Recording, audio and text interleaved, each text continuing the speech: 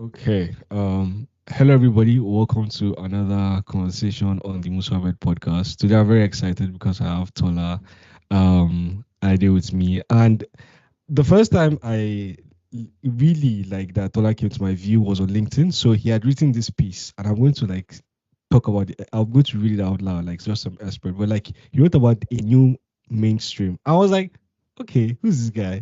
Because like it was very profound, it was very clear, and I think I to a large extent, a lot of people talk about like African culture, like most especially like Nigerian culture and like just cultural exploitation. Generally, right? Oh, I do Afrobeats, etc. But like the way he presented it, the way he wrote it, it's not even a long piece. It was just like a manifesto. Literally very, very direct. If you don't mind, Tola, before we start the conversation, I'll just read it, like the excerpts to me that drew my attention, and then you can begin the conversation proper. Sounds good. Okay, so he wrote, and I quote, this new mainstream is not confined by geographic or social boundaries, but rather is a global wave marked by the beautiful contours of African heritage. This new mainstream is where culture intertwines with community, content collides with commerce, is a space where individuality is lauded, cultural diversity is cherished, and self expression is encouraged. It's not merely a fleeting trend, but an ethos embedded deeply within the heart of culture, a heartbeat impossible to ignore. In this new mainstream, innovation is not a rarity, but a daily norm. We constantly conceive and reconceive culture through the dynamic trade of digital media, technology, and experiences. The narrative that we weave is not one dimensional or confined, but a powerful, inclusive, omnipresent chronicle projected onto the global stage through our scenes, infusing Africa's vibrant culture, gripping stories, and every aspect of society. The architects of this new mainstream are the cultural shapers and tastemakers drawn from the profound expanses of Africa, its diverse diaspora, and beyond. They are the torchbearers, the dedicated souls committed to rekindling Africa's glory. They strive not for individual triumphs, but for a collective vision, secure in the understanding that they are part of a narrative much grander than their individual roles. This new mainstream is more than a mere wave of change. It's a catalyst, a vessel for a powerful exchange of culture between Africa and the world. We stand at the cusp of a cultural revolution, a new mainstream poised to influence nations, challenge norms, and foster positive change worldwide. Our new mainstream is a symphony of blended cultures, a vibrant tapestry woven with threads from every corner of the globe. It is at its core undeniably African, but it is also beautifully universal and encompasses the shared dreams, hopes, and aspirations of people everywhere. And finally, we are the dreamers and the doers, the storytellers and the listeners, the trailblazers and the followers. We are the new mainstream. Let us embark on this journey together to shape a new era where culture is our common language and unity is our shared anthem. This is our time. This is the age of new mainstream. Ooh.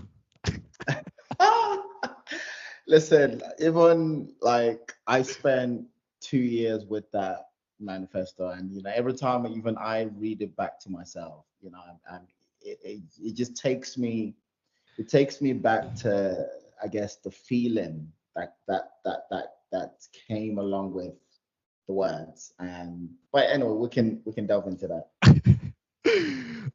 Okay, let's talk about like yourself first of all, like just your background before like I have so many questions. Most especially like like to be able to write it so concise, so clear, because I write a lot, like must have taken a lot of wrestling, a lot of trying to understand things, etc., to reach this particular like manifesto that you wrote. But what's your story? Where were you born? Where were you raised? What are the cultural influences? Sure, sure. Uh, Musa, thank you very much for welcoming me here. I think, as we are saying before I jumped on the call, I rarely do these sort of podcasts, because I'm more of a behind the scenes kind of guy. Yes, I'm very public on LinkedIn, but I am very reserved when it comes to, just very much more BTS. So thank you very much. It's great to be here, and I'm definitely looking forward to a great exchange between us. Yeah, my story. I'll start from I'll start from maybe a marker that maybe helps shape things, or help explain how I guess got to where I am now. So I came to the UK. So I currently live in the UK, and I've lived there since 2004. Okay. Um, I came to the UK in 2004, straight from Nigeria, Lagos. I grew up in Lagos. I'd never traveled at all. And actually, my family came beforehand. So they had come 3 years before. Okay. I didn't come with them because I was waiting to finish my WIC and because Yeah. if I didn't finish my WIC, I would have had to come here and do sixth form all over Yeah. again. And yeah. Um, so yeah, I came, boarded the plane by myself. Of course, someone helped me board the plane in Nigeria, and then when I was here, I got handed over to the authorities to help me connect to my mom. But yeah, I came in 2004, went to college, or did my A levels. I did maths, physics, IT, and I think English, I believe. English, I failed woefully because just how English is taught in Nigeria, Okay. I'm blaming the whole system. How English is taught in Nigeria versus how it's taught in the UK was just completely different. You know, Okay. I think things were a lot more literal, Mm-hmm. in Nigeria compared to the UK, where there is some requirement for you to think in a very critical thinking, where Mm-hmm. you are actually coming to the table with your own ideas, and being able to demonstrate that you understand something. Anyway, Yeah. I felt that, and after a while, I realized that that's not quite for me. Went on a journey. I was meant to study architecture, because I could draw as well very well. I've Okay. always very good at drawing. And yeah, then so as soon as I finished college, I was meant to go to uni. I decided to take a break and go into apprenticeship instead, which is literally just going to work and learn on the job, as you go along. And yeah, all that sort of progressed. Ended up going to university, but studying something completely different.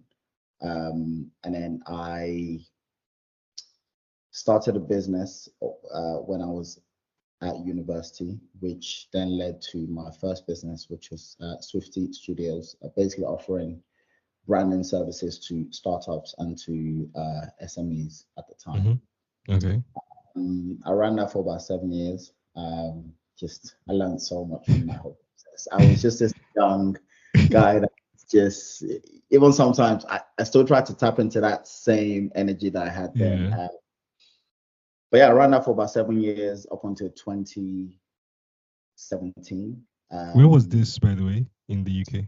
this was in London, yeah, Okay. Okay. in London, and there was an agency as well at the time where there were so we won two prominent awards in 2015 and 2016. We're ranked top design agency in the UK out of 27,000 agencies at the time. Okay. Number one on the list was like an agency that was turning over 180 million pounds a year. Wow. We were 100, but then the next year we're 99. But even just to make it to that top 100 list was like, wow, okay, we are doing something right. Okay. Um, but yeah, I got to 2017, and my personal life had changed because I started to raise a family, and I just needed a change. So shut down the business and took on a job working as head of design for a digital media company that was working in sports. Okay. And then in the same period where I was working for this company between 2017 and 2019, I went back to Lagos for the first time since 2004. And I think that was where everything just changed. Mm. I saw, when you're from a place, but because you've been away for so long, even the same assumptions other people that have never been there have about the place, even you start to have it. I had worries about being kidnapped if I went to Lagos, and I got there and my experience was just completely different. I'm Mm. not trying to say those things don't happen, Mm-hmm. there's bad everywhere, but nothing prepared me for what just the people I met, the creatives, and just how that sense of vibrancy, which of course you can feel from the diaspora, but nothing beats just being on the ground and actually feeling that this is beyond a trend. This is beyond, something that is quite, of the moment. No, there's something foundational forming at the moment, and I think that's where that initial I had that feeling of there was something happening. And a really good friend of mine, he taught me how to write. Genuinely did. I mean, I could write, but how to write from a place of um, like creative writing, basically. Okay. He taught me how to write, and he basically said the first draft, just write with all the emotions. Don't try to edit. Don't try to, because apparently the same part of the brain that you use to write creatively isn't the same part that you use to edit or that you proofread. So when you're trying to do both, it's actually hard, you Yeah. know. So yeah, the first draft, I remember I was in the shower and I'm so cliche. I generally get all my ideas from the shower because it's that space Okay. where you're not on your I'm the phone. same. I'm the Yeah. same. I know there's something about water flowing through you. I can't explain it, but it just Mm, yeah. But yeah, that's where I got that sort of first draft, which I still have somewhere on my Notion page. But by that time, I'd gotten into a habit of just writing. You feel something, even though you can't quite explain it, write down what you're feeling, basically. And yeah, so that's how the first draft came along. I don't know if there's any. I've packed a lot into that just to kind of maybe set the scene, and then maybe yeah. we can take bits and Okay. pieces. I'll start unpacking them because so I did some research, of course.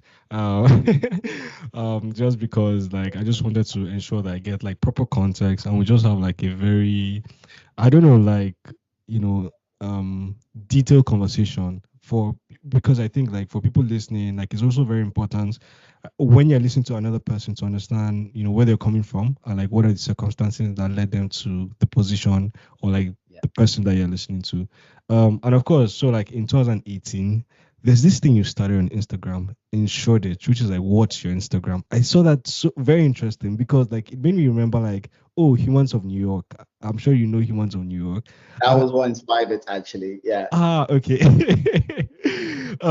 So I want to know, was this like after you went back to Lagos or before you went back to Lagos in 2017?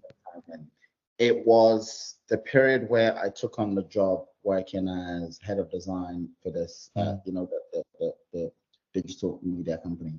Okay. During lunchtime, I didn't want to do all the sitting around and just chatting to Mm. my and also I didn't want to be just stuck on a laptop still working there. So I thought, Yeah. okay, let me just walk around. Because it was a company that created content, we had amazing cameras. So one day I Mm. just thought, I'm just gonna take one and just walk around and just, document what I found.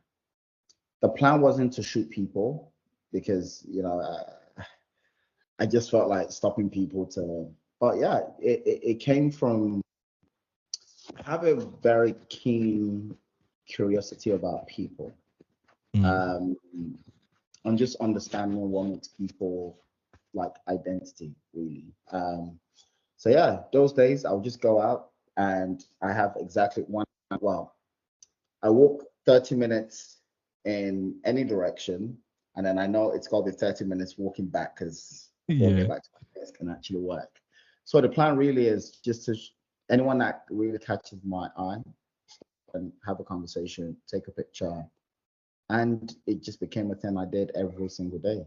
Um, Interesting. and I understood.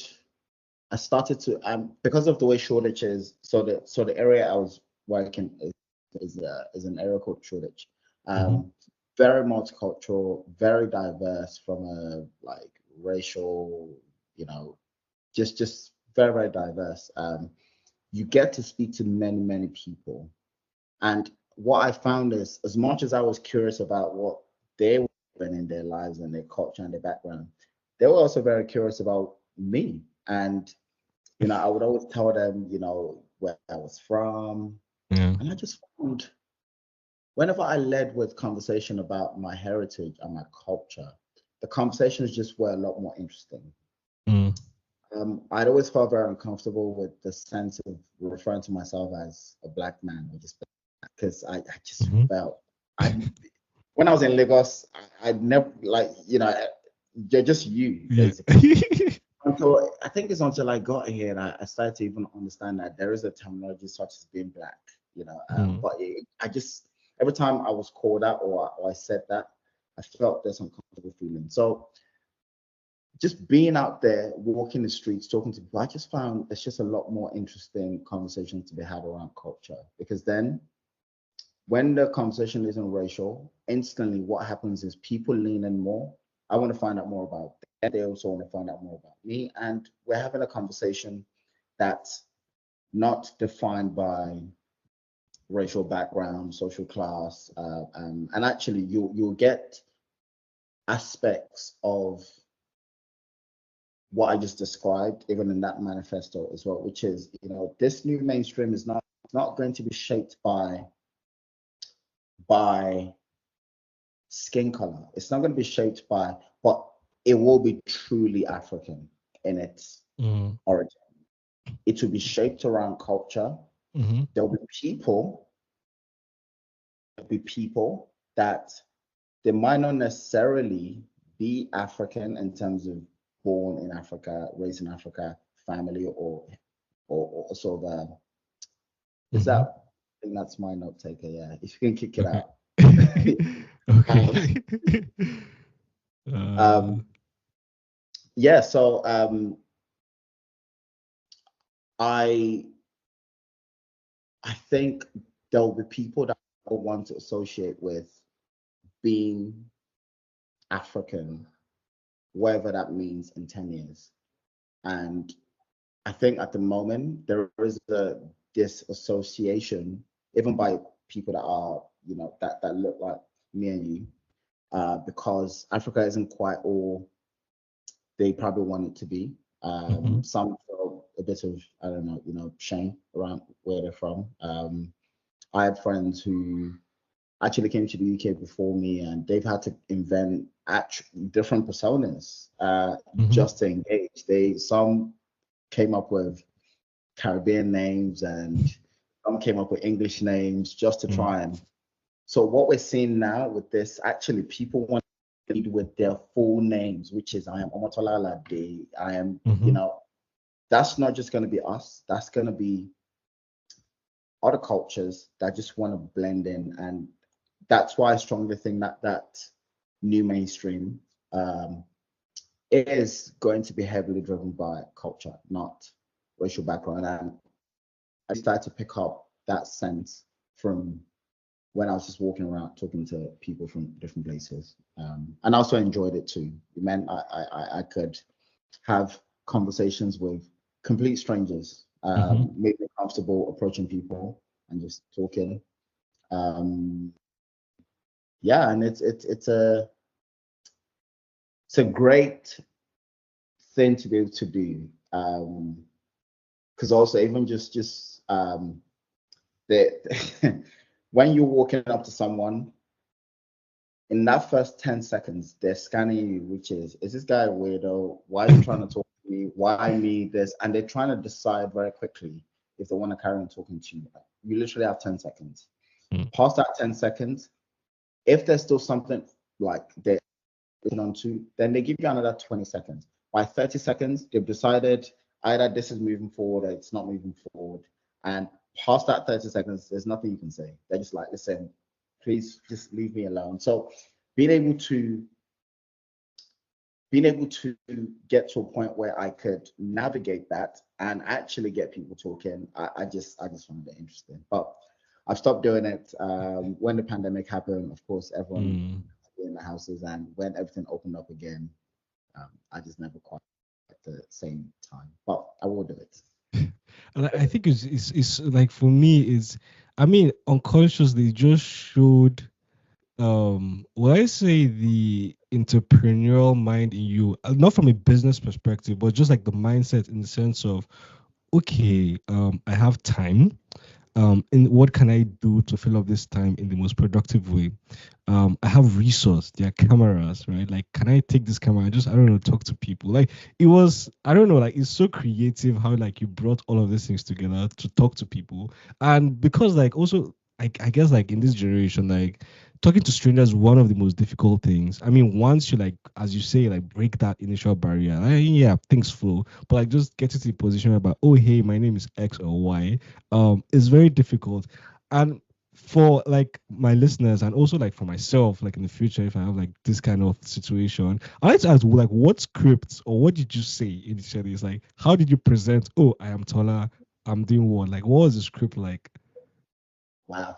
Weirdly, literally weirdly enough, I had this conversation yesterday with someone. It came up, I just someone in my family, Mm, because they were asking me, "Oh, how come you're not doing this stuff again?" You know, and then they literally asked the exact same question, which is, "So, how did you even get to stop people in the first place?"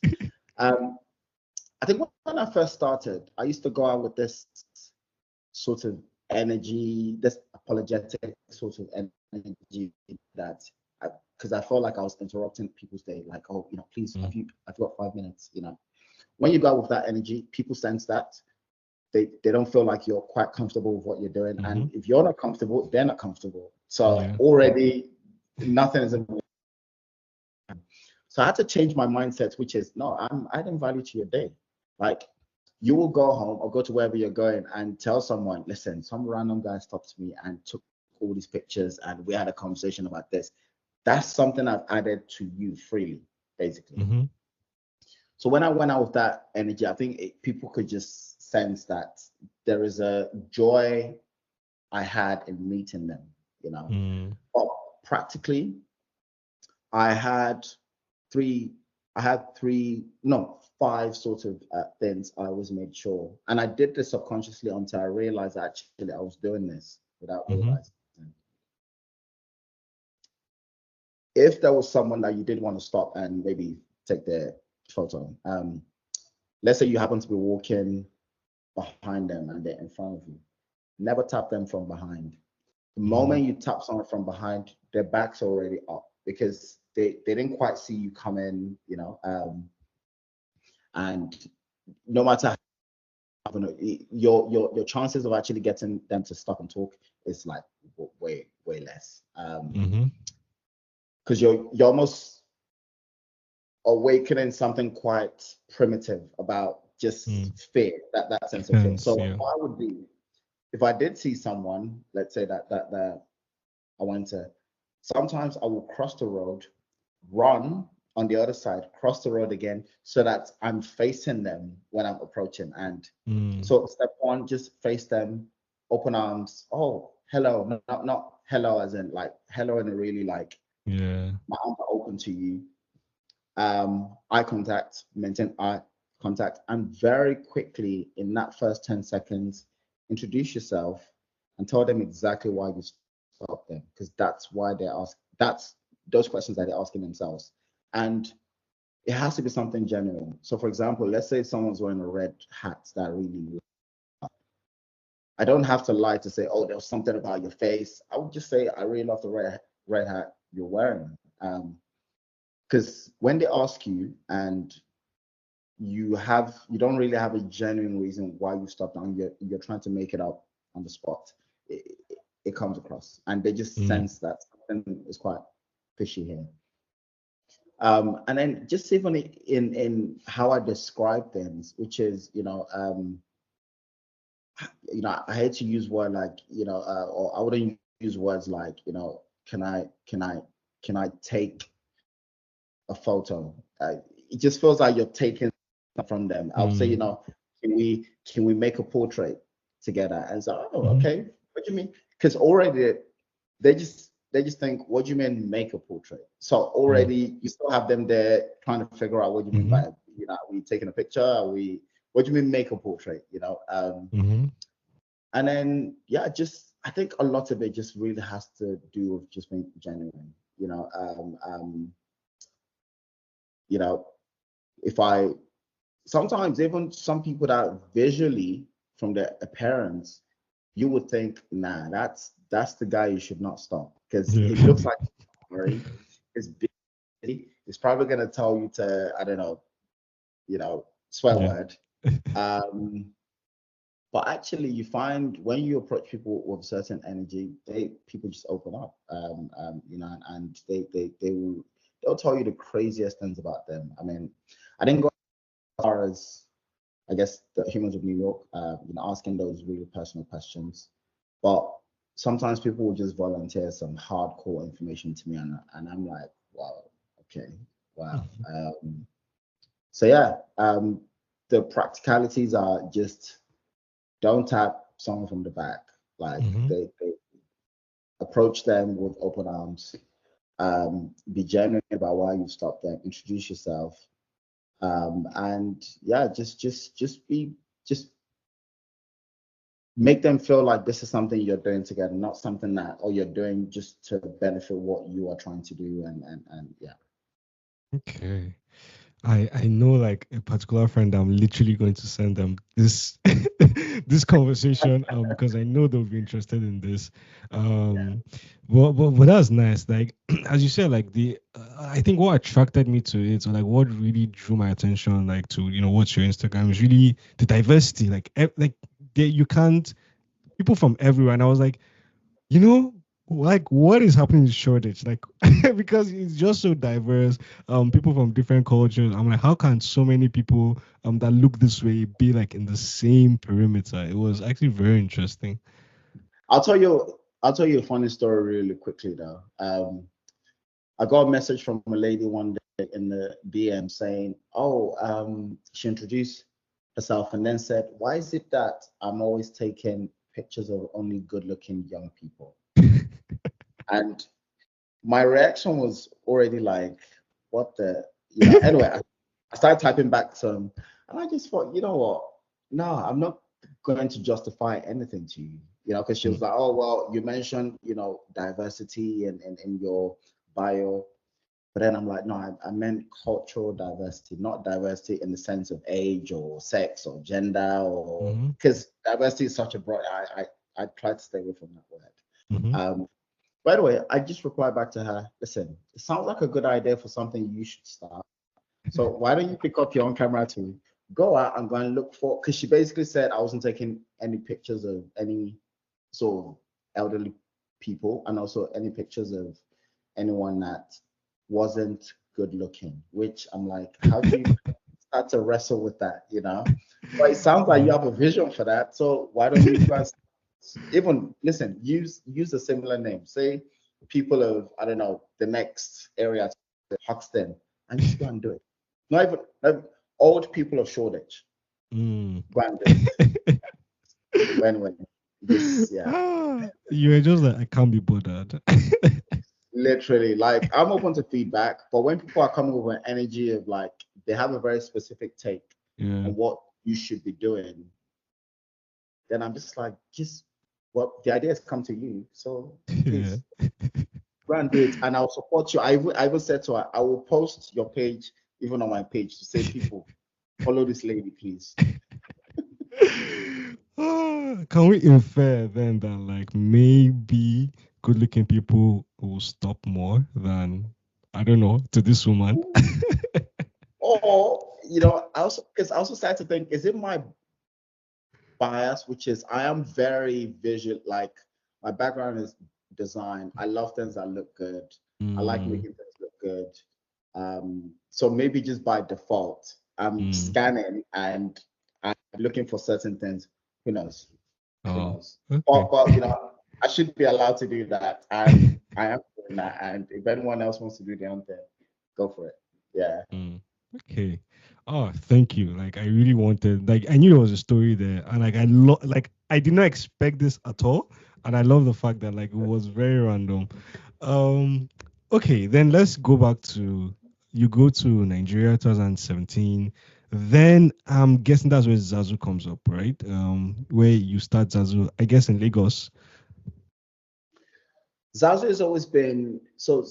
Zazu officially started out of a group, a accountability group I had with my co-founders, Okay. the guys that eventually became my co-founders. We started that accountability group in 2016, Okay. and it was a group where we called it Ship Shit Weekly. Okay. So Shit Weekly, which is basically every week we know what you're running. You're running your own business. You're running your own thing. There has to be something tangible you had said to us previously. So we met every Wednesday virtually because one of the guys was based in the US Mm, to say what you did. And it was such a cool group because mhm. if you have not done what you said you would do, not in a way of excuses or in a tangible, measurable way, which is Yeah. I'm going to move the needle from X to X. Had to be beaten. Like, it's not like they'll flog you now, Mhm. but had to be because there was a certain level of standard. Anyway, and what I brought to the table in that group was my agency that I was running at the time. And at one point, Kay, who we co-founded Zazu together, basically said he could sense there's something in fintech. Let's actually work on something together. Zazu originally was a grocery delivery company. Oh. But then we pivoted into fintech, and then yeah. But Zazu was always in the background as like a just something we wanted to do just to serve our community. It wasn't We didn't have a real commercial aim for it.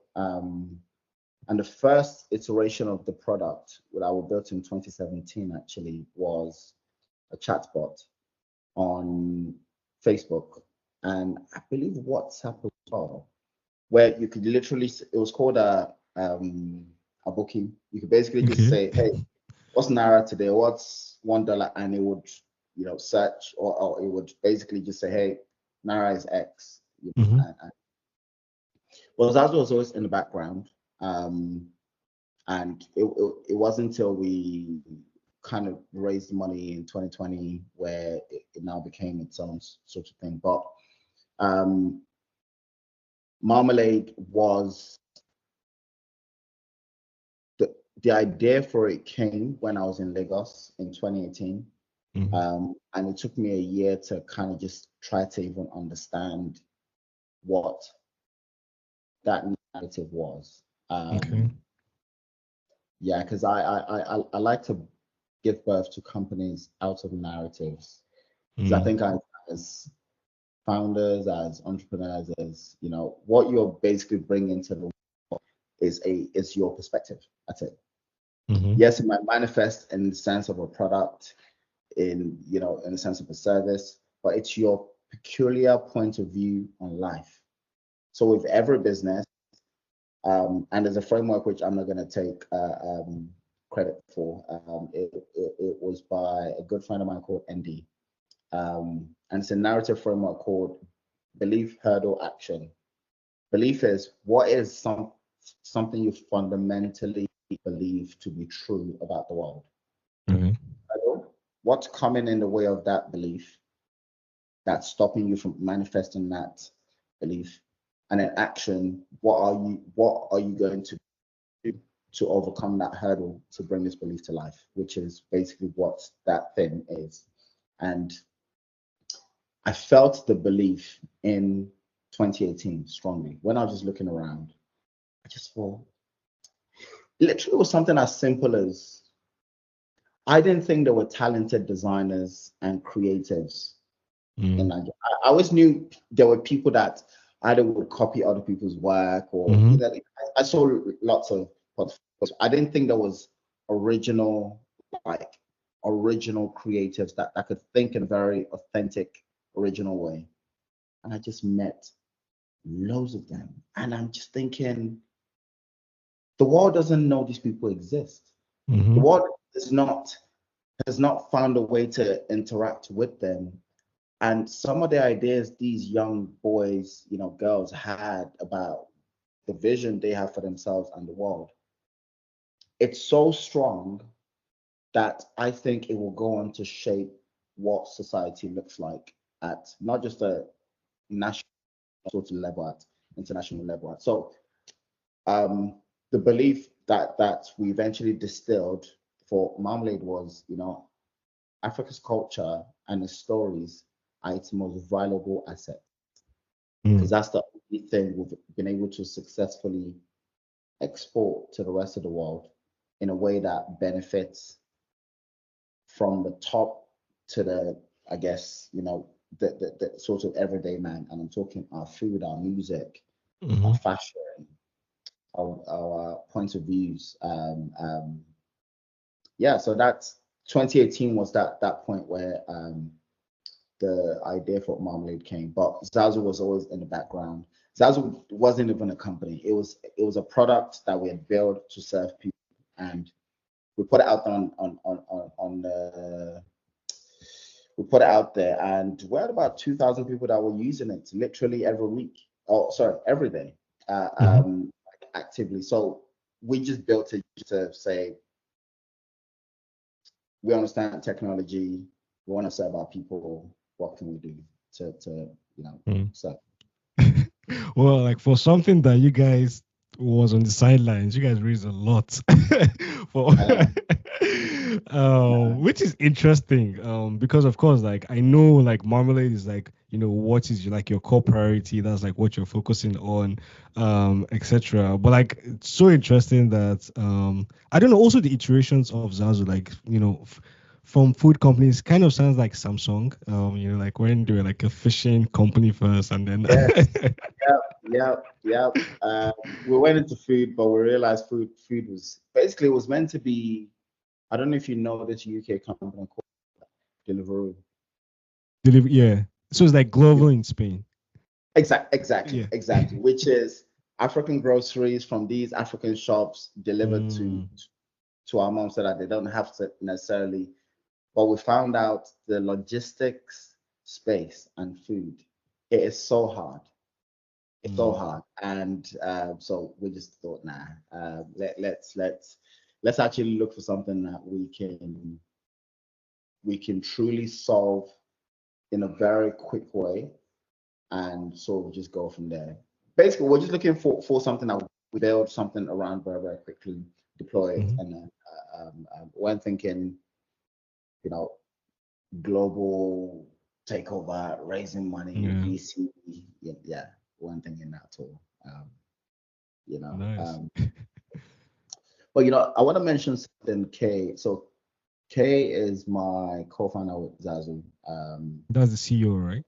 The CEO. So Yeah. Zazu was originally actually his idea, the name, everything. He came to me first to say, "Oh, hey, he wants to do something." So I came on board, and then eventually Corridor and Tosin came on board as well. But it's something Kay says, and he said it, and that then has shaped how I just engage with everything I do, and just how I even engage with my identity as an African. Hmm. He said, and I don't know if this is his quote originally or something he heard that he sort of twisted, and it, it goes like this: We are the answered prayers. We're the answered prayers of our ancestors. And when he said that, he then went on to explain. Sometimes when we think of our ancestors, we think of these people that then weren't smart, but they were hardworking. They didn't have ideas like, oh, we want to build Uber, or we want to build this. We see them sometimes as quite primitive people that, or all they could do was just use firewood, and but he says actually he thinks different. He thinks they were as innovative as we are. They just didn't have the technology at the time to build, to manifest some of the ideas, or actually, in some cases, they physically couldn't manifest some of the things that were on their spirits that even some couldn't quite articulate. So we are the manifestation of what they prayed for that they didn't quite got around to doing themselves. So through that's when I realized that wow, like there is a responsibility on especially anyone that is building something, for you know, some with very strong mission attached to it. That people have come before you. You Mm. are literally what you are because that foundation has been laid. So just go and do damage in the world. Go with that energy of like, Mm. people are behind me, basically. So that's the energy I think that we carry with Zazu. That's the same energy I'm carrying with Marmalade as well. And that's that same energy that fueled that manifesto, which in its first draft, it was about half a page. And then over the space of 2 years, I sort of fine tuned it and fine tuned and fine tuned. And the version I eventually published, that version was designed to, and I guess it worked because we're having We're this here. conversation now. Yeah.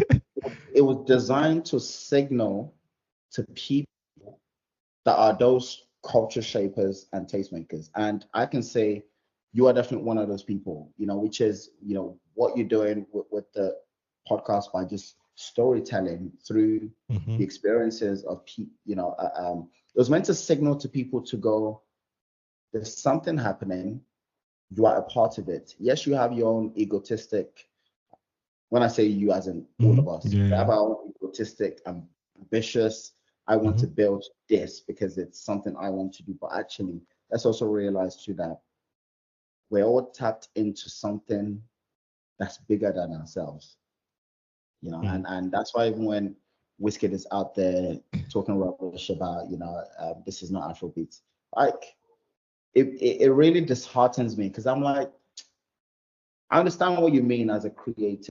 It's Mm-hmm. yes, Afrobeat is it Afrobeat as in genre wise, um, and how it's perceived globally might be restricting to you because you want to do different things. Yeah. But I don't think you should be standing. You should be using a very public forum to express your your you express those sorts of views. I think if it's not quite working, then what do people, what I've seen people in Western societies do? They work on fixing it. They create summits. They Mm-hmm. create, I don't know, crypto conferences. They create anything that's on the cutting edge that they're still trying to figure out. They have that conversation in a constructive way, not just say, I'm not an Afrobeat artist. Ojo Elegba wasn't made in Lagos wasn't, and how dare you say that? You are one of the instrumental people that I think has helped build us to where we are. So that manifesto is aimed at everyone from Yumi all the way up to the Wizards and the Nissies and the Burner Boys and just anyone that is trying to bring Africa to life, not just for Africans, but for that global audience. Anyway, I went Yeah. on a bit of a rant there. That was really upsetting to see. I was like, don't, this is family conversation. Enter the house and say you are not happy with it and shout, and then we'll sit Yeah. down. We'll try to shape the genre in a way that, because you've done what you've done, you know, but then there are people coming ahead or there are people coming behind you that also have ideas as to how they think they can take where you've done it to the next level. So don't go out there and just say that it's absolute rubbish. Mm. I guess like perhaps it's just the as you stated, like sometimes the ego just blinds us from the reality that we are, as Kay said, like your friend, right? You are part of something much bigger. Like Wizkid. Of course, like Wizkid being Wizkid is like, oh, this, I grew up from Lagos all the way. Look at me now, like I know private jets, etc.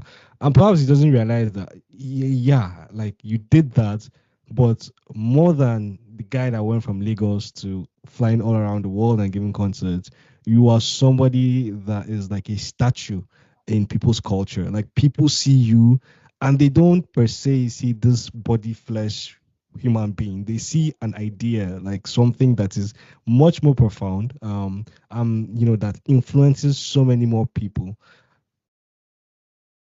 I like the way you described it there. You said it in a more eloquent way than I've managed to. I think mine just came out of just frustration, which is, yeah, you're right.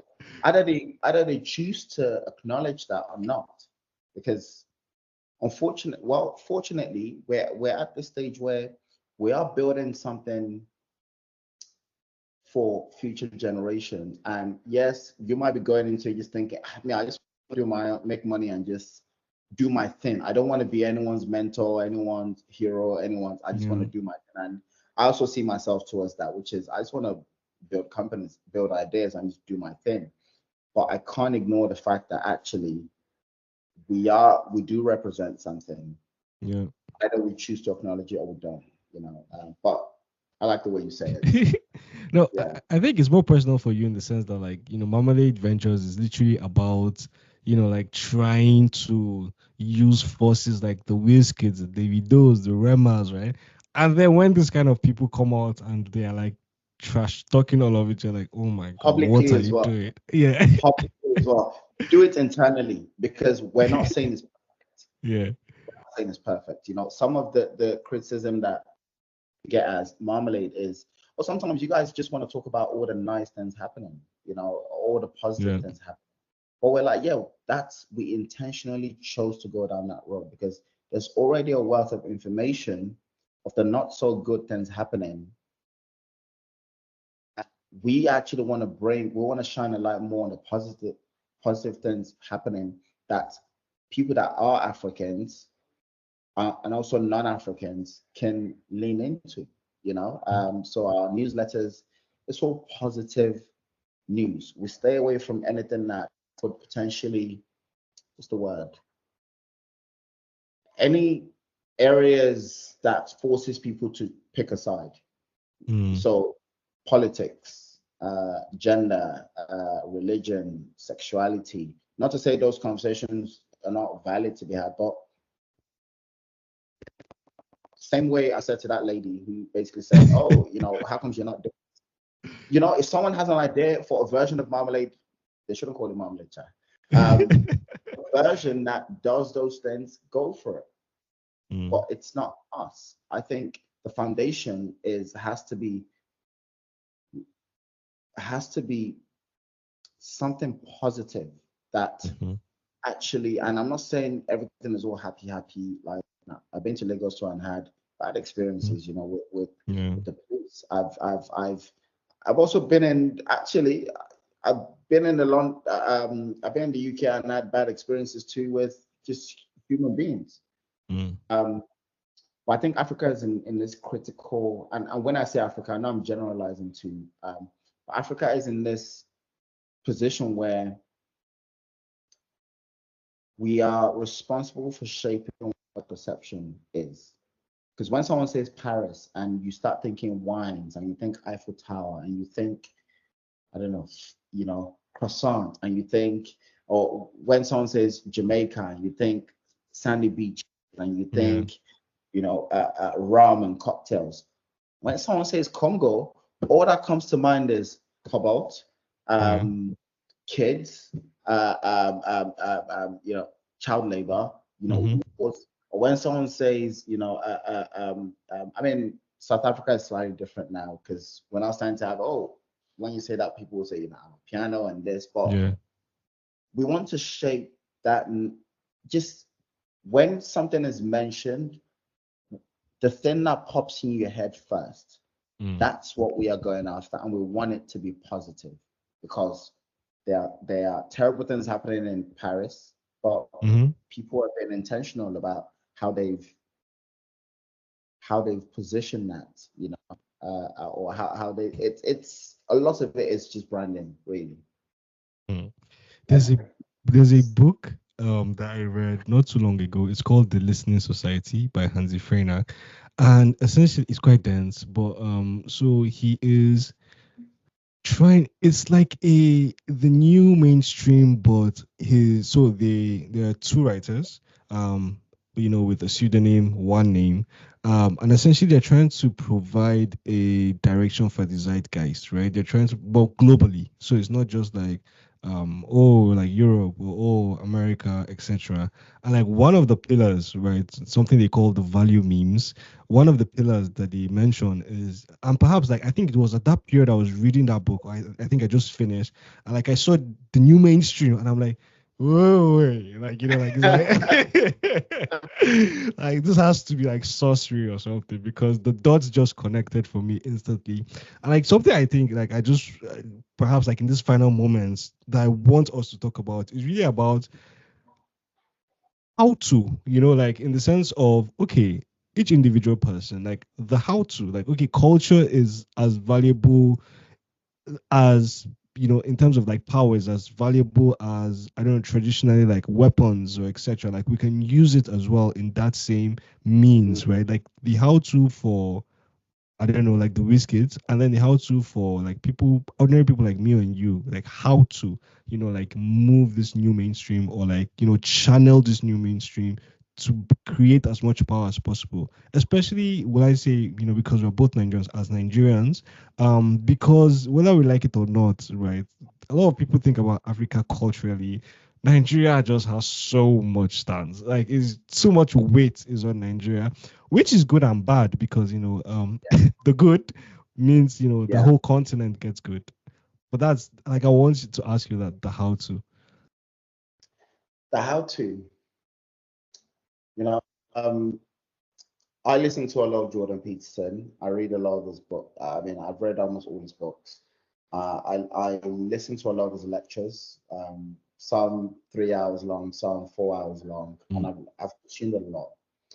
And the general sort of theme I draw out of all his lectures, or just his, they say everyone has like a hammer that they use to, you know, shape the world. Here's one, the general ethos of what I've extracted is, first of all, individual responsibility, which is the onus is not on the group. The onus is on you as a person, one, to see what you can do. Then he gives this analogy of, don't try to change the world, change yourself, change, or sorry, influence, change yourself, influence your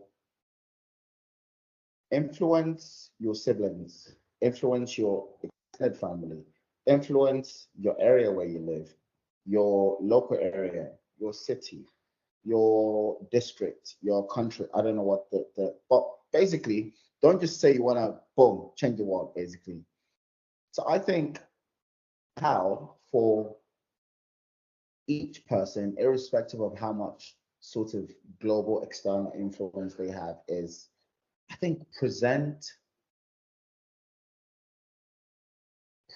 your heritage with pride wherever you find yourself. If there's an opportunity for you to dress up, let's say, to go to a, I don't know, fancy dinner, wear your native, wear your kaftan, wear your, again, yes, some of those things could be seen as performative, but it's when I got, listen, it's when I got married, I realized, and we had to buy our traditional thing that you wear. I know how much when my mom went to Lagos to like sort it, and she said, "Oh, send me X amount of money," um, and I'm like, "For what? Is it not? Is it not?" Anyway, all I know is that what I wore and what my wife wore, it ran Mm-hmm. to the thousands of pounds Whoa. just for our two outfits. But yet, when I'm walking on the street and someone sees that, they say, "Oh, you know how they kind of make Yeah, fun it's of like, why are what you we, being in our face? but they don't realize, even from a value point of view, commercial value, what I was wearing on that day probably is more well made, more expensive than a Hugo Boss suit that some guys wear. But because Hugo Boss has all this things attached to it, it's Mm, deemed way more precious. Anyway, what I'm saying is, in our anywhere that we find ourselves, lead lead with culture. Have just have conversations around heritage because people are very curious. You know, the rest of the world have a way they tell stories about their heritage and things. Let's not shy away from that. Let's have those conversations. And for those actively doing something, or the tastemakers and the culture shakers, I think be very clear on your narrative, which is how, yeah, just be very clear on your narrative as to how you are looking to really bring this change that you want to bring into the world. And for me, it's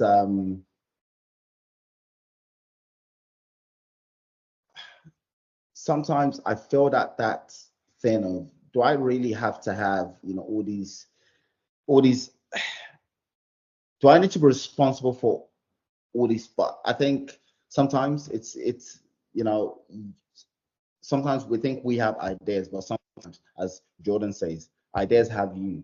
When something is calling out to you so heavily and it's influencing and shaping every single thing that you're doing, then you instantly know that's it's beyond you. It's mm, not you trying to do it, it's it trying to do you. mm, So that's where I find myself with Marmalade. That's why I find myself with everything I've always tried to do, including Zazu. Um, in 2010, I started a company called Nightlife Africa. Um, and it was meant to be a website that basically showed people all the parties happening in London around that were like celebrating African yeah. culture. And I remember that was at the inception of where these, Mm-hmm. you know, and I remember even at the time, people were going, why do you call it nightlife urban or nightlife, just so that you can, you know, blend in with more. And I just knew fundamentally there's something crucial about where we as Africans are going and where African culture is going in general. So I would say one, just present your be proud of your heritage. Like Mm-hmm. genuinely. There's a joy that will come from that even Mm-hmm. makes you appreciate it more. And when you appreciate it so much, other people actually start to appreciate it. And then their appreciation leads to knowledge of them Mm-hmm. saying, actually, I want to find out more. Then that Yeah. knowledge leads to consumption. And that consumption then leads back to knowledge. And you get this loop going Mm, where the more they consume, eventually they want to go and do Dirty December and see what Lagos is like. Or eventually you generally don't know, but it all starts from just how we present ourselves in the day-to-day context. And for those doing it on a much higher level, have a very clear vision of what you're actually trying to do and how it helps advances us forward, I think. mm. I like it's so beautiful to see like now that like I've listened to and I've gotten a perspective like into your own reality. It's so beautiful to see how everything connects or well let's say there's a convergence, right? And from Shoreditch, which you randomly did because what can I do like to fill up time, knowing experiences and hearing people's story, right? And then all the way to like like your desire, I think, or your passion for like branding, working in the in your company for branding, and then all of a sudden like I think everything just culminated in that particular manifesto, and I'm like I don't know, there's just something about human experience, something about human action, something about like human attentiveness, because if you are also like aware of these things happening to you, I don't think you'll reach that point. And then that wrestling, at the end of the day, that wrestling that you Mm. exported in words, and that people like me were allowed to see, because at the end of the day, like if you don't write it down, it really does not exist, right?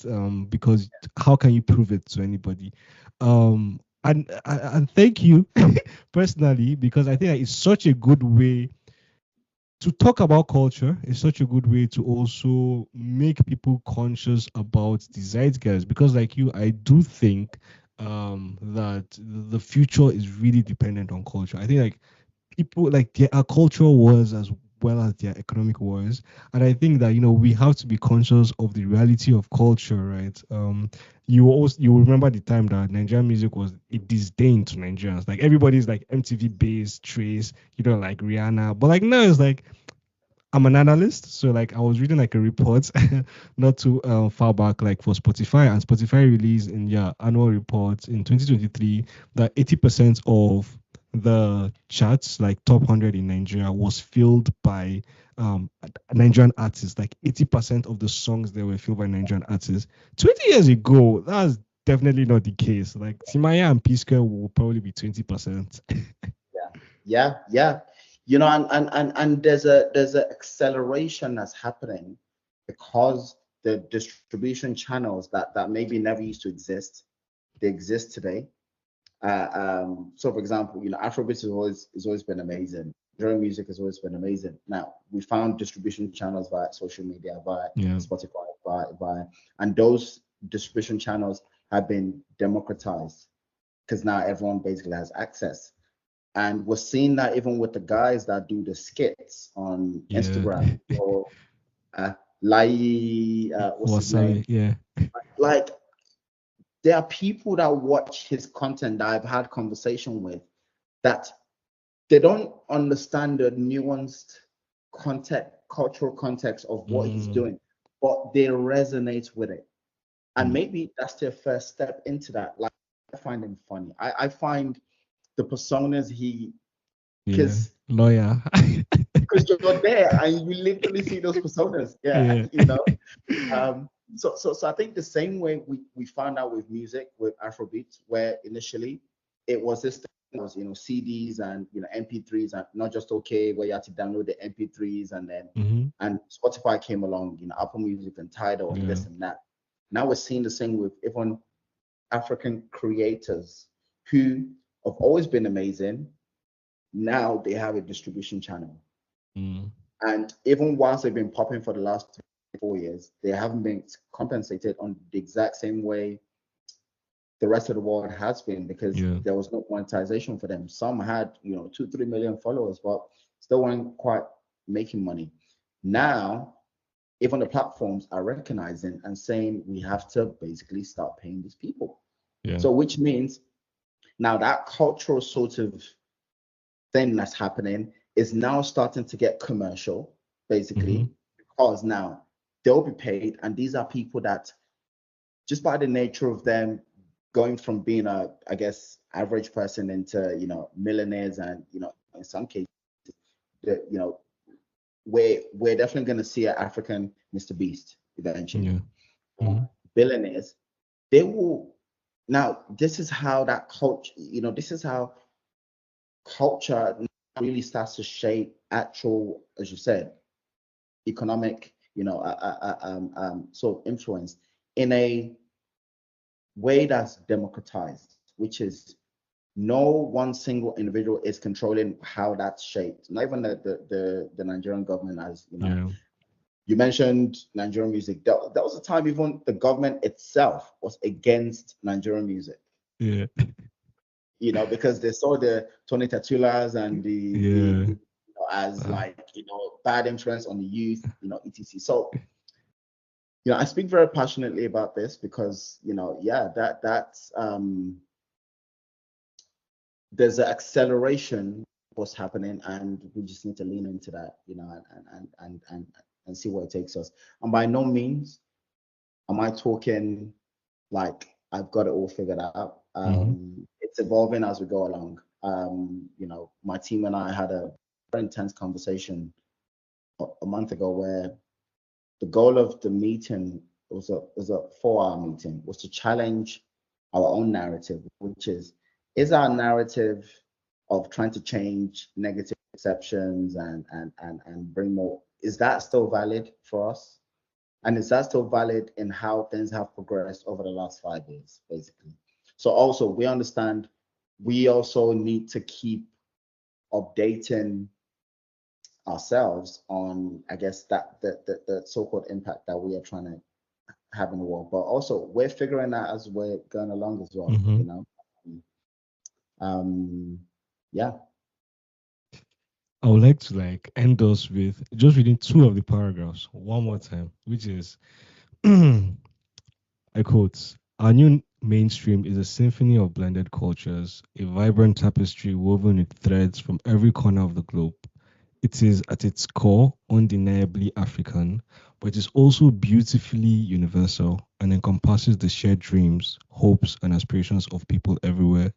We are the dreamers and the doers, the storytellers and the listeners, the trailblazers and the followers.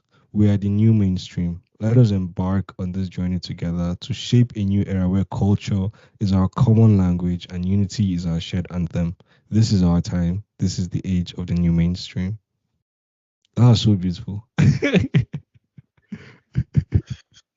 It literally just energizes me even when I lose faith, you know, because there's there's a vision. Well, there's a vision, there's a mission, and there's what you're trying to do today from a business point or commercial point of view. Sometimes the commercial stuff, it's so hard in the short term that you lose sight of where you're actually trying to get to. Every time I feel like that, I go back to read that, which is this stuff is bigger than me, you know, Mm, and there's a word I want to pull out from that, which is no, two things. One is that influence will be felt in every corner of the world. The world. mm, I think the diaspora that went out there, I think there's something happening where these people are awakening to the fact that they are connected to something bigger, even despite the fact that things aren't really perfect in their home countries at the moment. But the onus is they've seen what could be. mhm. Yes, it's jackpot. Those jackpot. Watch the next 10 years. Watch the next 10, 15 years. This is my own prediction. You know, if it wasn't my family that's sort of established here, I mean, personally, I would be living, you know, in somewhere, might not necessarily be in Lagos, but it might be somewhere in Africa. But the people that are distributed in the diaspora, I think they're almost like people that have been planted in places that will eventually spread this way of life. You know, the world was obsessed with the marketplace model for a Mhm. long time. Kay says we what our grandmas did when they were in the market. That's at its core, that's the marketplace model. What the West did is digitize that interaction, which is you go to this, you're literally bringing buyer, seller. Uh, Mhm. Grandma will go to the first guy to be like, how much are you selling this? Blah, blah. Okay, I'll come back. Don't worry. But again, there are things embedded in just our way of life that we haven't found a way to commercialize yet. But also, we haven't found a way to digitize at scale as well. Mm, So this is what I mean by that impact will be felt not just culturally, as in our music being played in clubs and bars. You know, we'll see a new way of banking, a new way to handle money that will start in Africa and will be spread to all parts of the world. Because the banking system we have today, clearly everyone knows it's not working.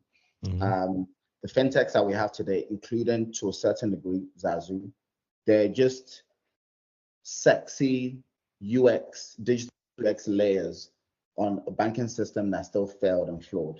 It Mm. just looks sexy on the front end, basically. But when you scratch, and I'm not even gonna go into that because it's like even we came in, when we scratch it, we realize there's no digital money.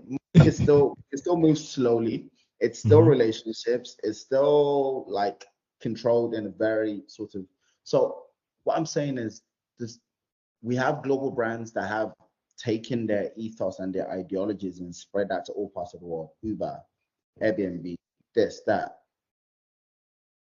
Where where are the waves of Afrocentric or ventures, global companies that are built with our specific way of life and thinking that will influence even how the West conducts itself in specific sort of industries or genres. So yeah, that impact will be felt. And then finally, unity.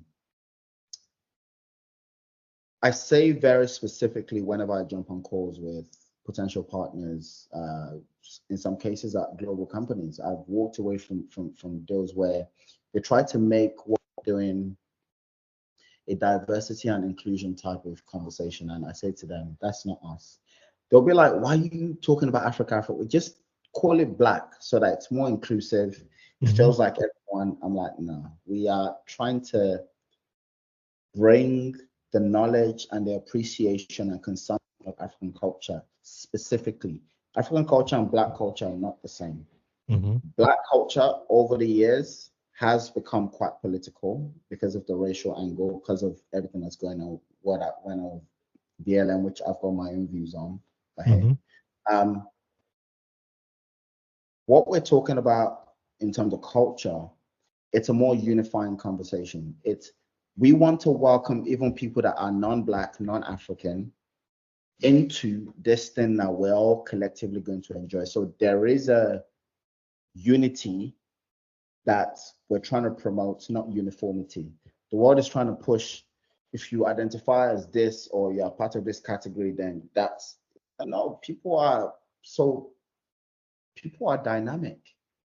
There are skateboards, there are kids in Lagos, waffle and cream, who are into skateboarding. But then when you think of skateboarders, you don't think that boy in Lagos. You think some boy in Tony Hawk, San Diego, or So there are demographics no longer works. Psychographics is what we really focus on, which is things that at its very fundamental level are human, and irrespective of your race, if that's what you're into, then that's what you're into. And I think lots of the conversation the world will have eventually will be centered around not just culture in general, African culture, and it will be a unifying thing.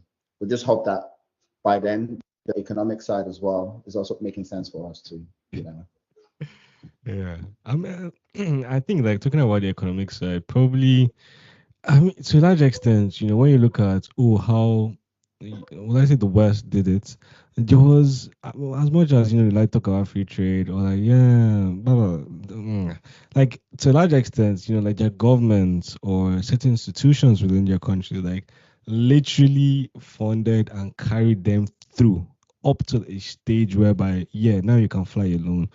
But before then, it's like they were protected with, let's say, public money, and public money kept them, like protected them against competition, etc. And of course, like from the African perspective, our government is not that interested, like especially in the sense of caring about the ideas of its own people. I don't know, a situation whereby for Marmalade, for example, the president of South Africa or the president of Nigeria, like, you know what, we will care for Marmalades and we will ensure that they get to a certain stage and then we'll let them fly.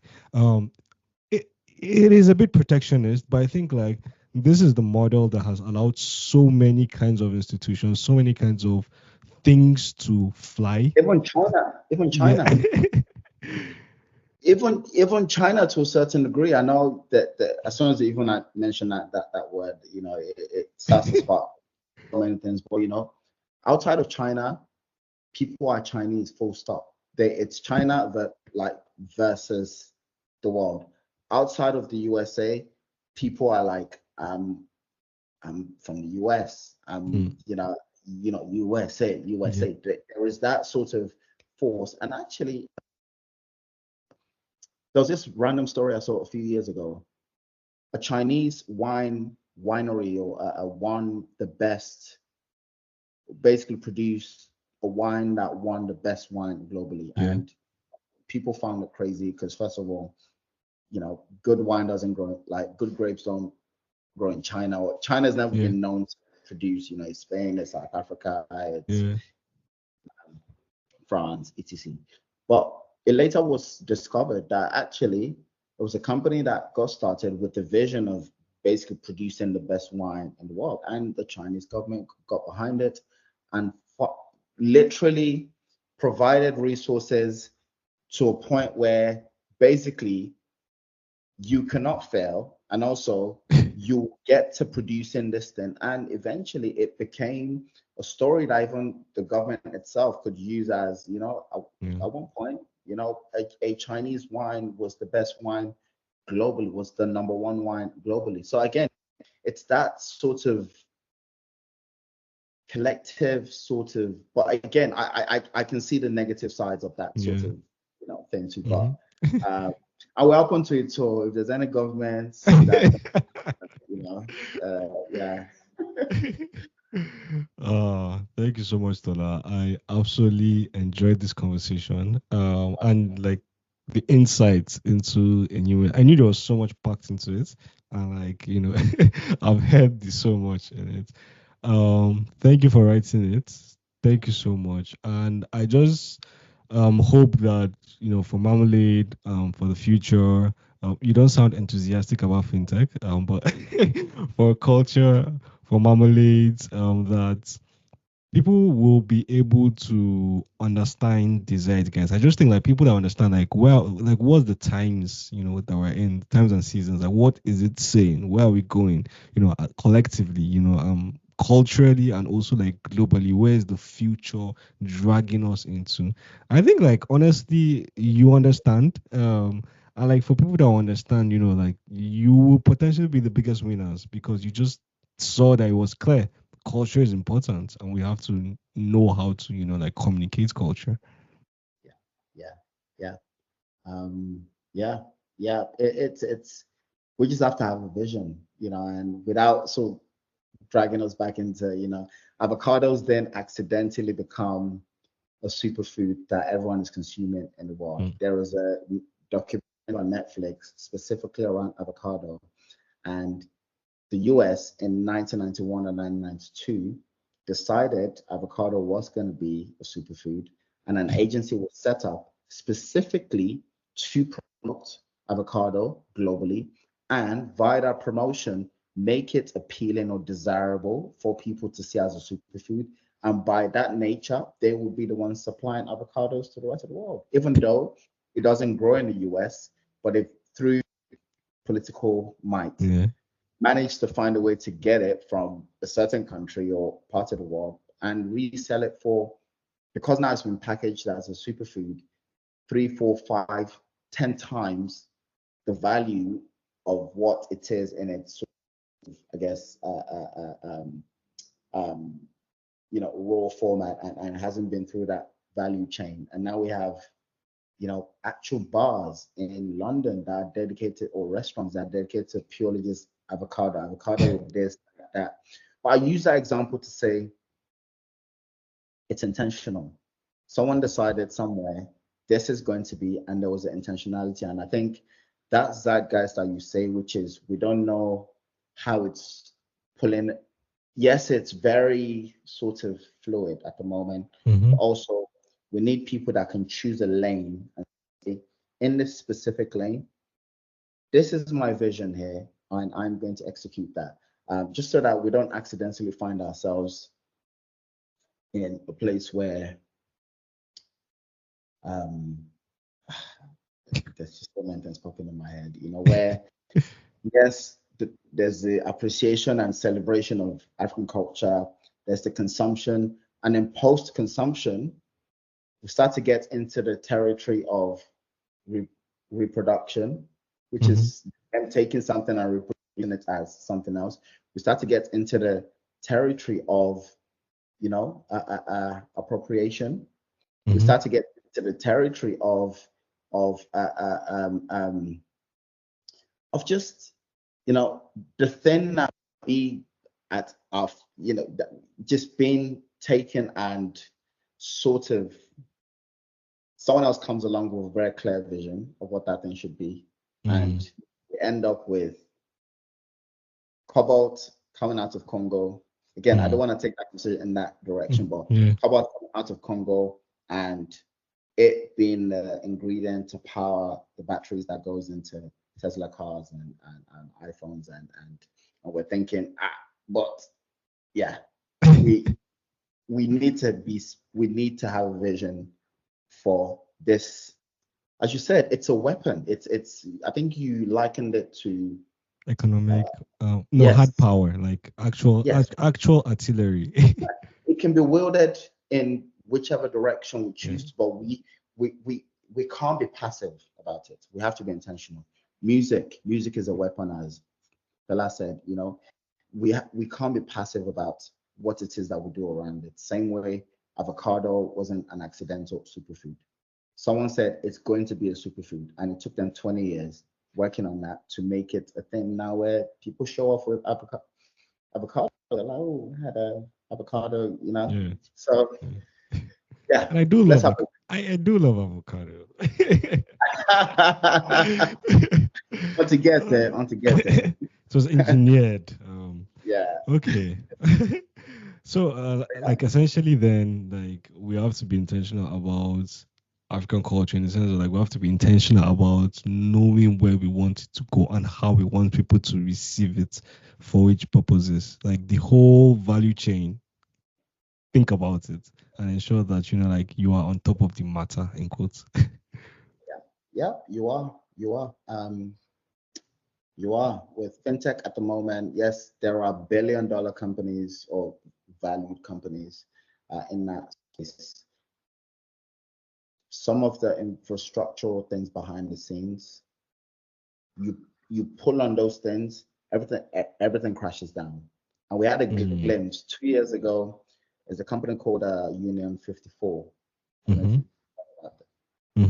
They power a lot of all the virtual and physical cards. Yes, it's Visa, MasterCard, but they power, I don't know what they do specifically, but they something happened to their system, and everybody from the top of all the way to South Africa couldn't make payment for like 2 days because this company had some issues. And it's like, oh wow, our entire fintech infrastructure is built on, one or two companies that could decide whether they want to decide. So it's like, okay, well, culturally, you can take that conversation in a different direction, which is, who are the producers? We don't need to, it doesn't have to be the same person that controls the entire value chain. Yeah. Some people, your role is just to amplify. Some is to create. Some is to, actually build out the distribution channels. Some people are just evangelists. And I feel at the moment, Marmalade is, to a certain degree, we are evangelists, which is, we might not necessarily have all the solutions, but we're saying, hey, listen, people that have the solution, talk. Let's talk, and let's see what we can collectively bring to the world. And I genuinely appreciate you inviting me to this. I clearly have a lot to say. Clearly, I thought we're just gonna be 45 minutes, and I genuinely appreciate it. And when next show in London, yeah, let's link up. Yeah, for sure. What you just said reminds me of a tweet. Who has a podcast? I have so much on my chest. Exactly. Trust me, I didn't realize that I've got so much on my chest, man. Yeah. Well, that's what we're here for. I also love, like, human stories. I don't know, like, at the end of the day, plus or minus, you look at the world, it's human beings. Like, it's human beings that, as you said, right, like, or as Jordan Peterson said, like, the ideas are trying to own, as much as we're trying to, like, politically, like, fight off, oh, the left, oh, the right. It's like the left and the right are also, like, fighting to get you at the end of the day. And, like, of course, like, the vehicles are human beings. So or we do high rises, or like we destroy high rises. Like human actions at the end of the day create reality and the world we live around. So Yeah. it's just very, very important to know human beings, like actually listen to them, speak to them, like know what is in their heads. Because you can't, no, at least not yet, we can't hear thoughts. Yeah. Yeah. Not yet. Not Not yet. yet, not We'll yet. see. We'll see what this AI journey is taking us. But yeah, yeah. Yeah. All But right. yeah, really, really appreciate you. Thank you once again, and yeah, I look forward to definitely catching up, or potentially even coming back, maybe in 6, 12 months down the line, to see Yeah. how has things actually progressed since we last spoke. Yeah. I would definitely do that. Maybe next year this time I'll just put it on my calendar. Remind Tola that we had a conversation with Marmalade. Yeah, All right. yeah, sure, Thank you so sure. much, Tola. And I hope you have a good day. Likewise. All right. So, Bye.